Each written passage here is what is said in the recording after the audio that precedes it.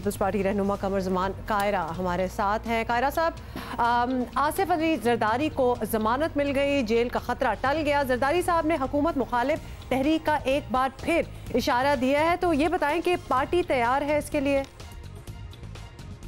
ये पार्टी तो यकीनन सियासी जमातें हर वक्त हर चीज़ के लिए तैयार होती है, ये सियासी अमल का एक हिस्सा है।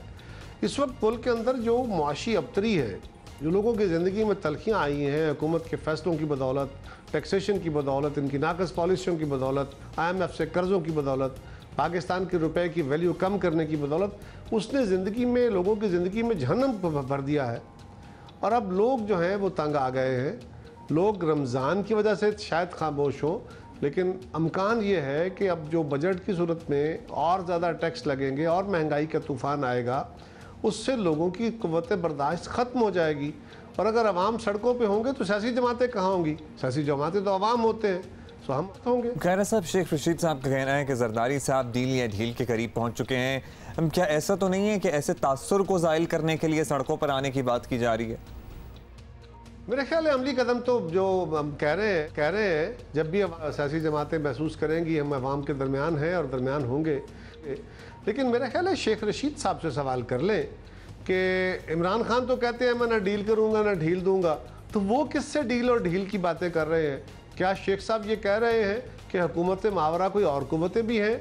अगर कोई है तो शेख साहब उसका इजहार कर दें। कायरा साहब, ये भी बताइएगा कि मुस्लिम लीग नून पीपल्स पार्टी के करीब नजर आ रही थी, लेकिन शहबाज शरीफ बाहर चले गए। जनूबी पंजाब के मसले पर भी दोनों जमातों का मौक़िफ़ जो है वो बिल्कुल अलग अलग है। तो बिलावल साहब, मुस्लिम लीग नून को इंगेज क्यों नहीं कर रहे? क्या सोलो जाने का इरादा है?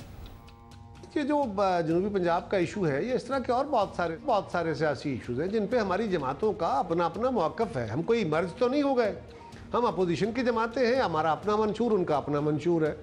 हमारे अपने मैनिफेस्टो के मुताबिक हमने चलना है, उनका अपना मैनिफेस्टो है, उनकी अपनी तारीख है, हमारी अपनी तारीख है। बहुत सारे इश्यूज़ पर हम इकट्ठे होते हैं, बहुत सारे इश्यूज़ पे हम अलग होते हैं। सो ये कहना कि उनकी वजह से हमारा आपस में किसी बात पे इत्तेफाक नहीं होगा। महंगाई पे इत्तेफाक है, कल अगर एहतजाज पे इत्तेफाक होता है बाहर निकलने पे, तो यकीनन कलेक्टिवली भी हो सकता है। असम्बलियों के अंदर हम बहुत सारे इश्यूज़ पे इकट्ठे हैं, कई इश्यूज़ पे इकट्ठे नहीं होते। तो ये कोई अचंभे की बात नहीं है। हम कोई एक जमात नहीं हो गए, हमने कोई प्रिंसिपल अलायंस नहीं तय कर लिए जिसके लिए हमने कोई पैरामीटर तय किए हों, बल्कि हम समझते हैं इशू टू इशू हमारा आपस में इत्तेफाक होता है और वहाँ तक मौजूद है। लास्टली, जरदारी साहब ने जिन मामलात में ज़मानत हासिल की है, बिलावल भुट्टो भी उनसे मुंसलिक हैं, उनकी भी नायब में पेशी तय है कि पार्टी के बड़ों को बिलावल की गिरफ्तारी का तो कोई खदशा, कोई डर नहीं है? उनकी ज़मानत क्यों नहीं ले रहे आप लोग? देखिए, जो केसेस बने हैं, बिलावल साहब तो उस वक्त वैसे ही स्टूडेंट थे, अभी कम उम्री में थे या बिल्कुल छोटी उम्र के थे जब जिस दौर के केसेस बने हुए हैं। इन केसेस में कोई सदाकत न कल थी ना आज है। इसलिए हम बिलावल साहब की सूरत में हमें कोई किसी एलिगेशन का कोई जवाज़ नहीं है।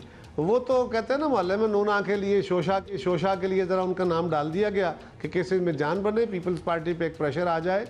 वरना बिलावल साहब तो एक तरफ, जरदारी साहब भी माजी में भी अपने केसेस से बेगुनाह साबित हुए, इससे भी होंगे। और बिलावल साहब की सूरत में हमें कोई खदशा नहीं है। हम हर फोरम पे जाके जब सवालों के जवाब देने को तैयार हैं। हमने तो उन सवालों के भी जवाब दिए जो हमसे नहीं पूछे गए, हमने तो उन गुनाहों के भी हिसाब दिए जो हमसे सरजद नहीं हुए। वो भुट्टो साहब भी थे, वो बीबी भी थी, वो आसिफ साहब भी हैं, वो बिलावल साहब भी हैं। और शायद जो जरदारी साहब ने कहा है कि ये कांटों की सेज है, उनकी शायद अगली नस्लों को भी ये भुगतना पड़े, क्योंकि जब स्टेटस को के ख़िलाफ़, इस मुल्क के ताकतवरों के ख़िलाफ़, साम्राज्य के ख़िलाफ़ आप खड़े होते हैं, तो ये एक असूली मौक़िफ़ है। इस मौक़िफ़ के साथ खड़े होके आपके लिए अच्छी खबरें नहीं हुआ करती। इक़्तिदार कभी मिल भी जाए तो भी आप आवाम की लड़ाई लड़ते आगे बढ़ते चले जाते।